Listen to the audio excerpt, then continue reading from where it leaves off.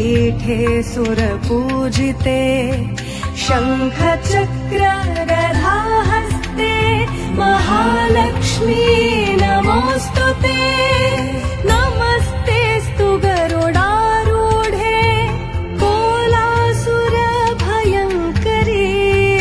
सर्वपापहरे देवी महालक्ष्मी नमोऽस्तुते।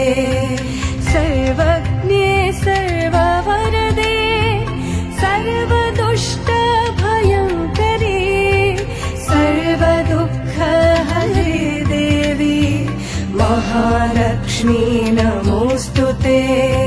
सिद्धिबुद्धिप्रदे देवी भुक्तिमुक्तिप्रदायिनी मन्त्रमूर्ते सदा देवी महालक्ष्मी नमोऽस्तुते।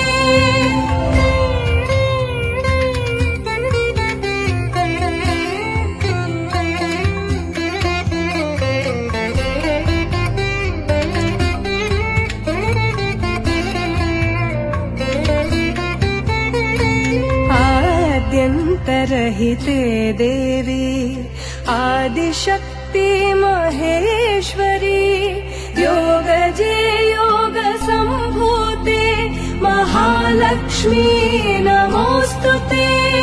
स्थूल सूक्ष्म महारौद्रे महाशक्ते महोदरे महापापहरे देवी महालक्ष्मी नमोऽस्तुते।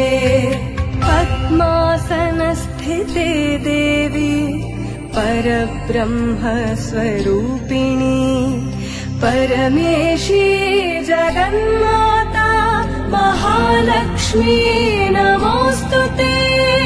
श्वेताम्बरधरे देवी नानालङ्कारभूषिते जगस्थिते जगन्माता महालक्ष्मी नमोऽस्तुते।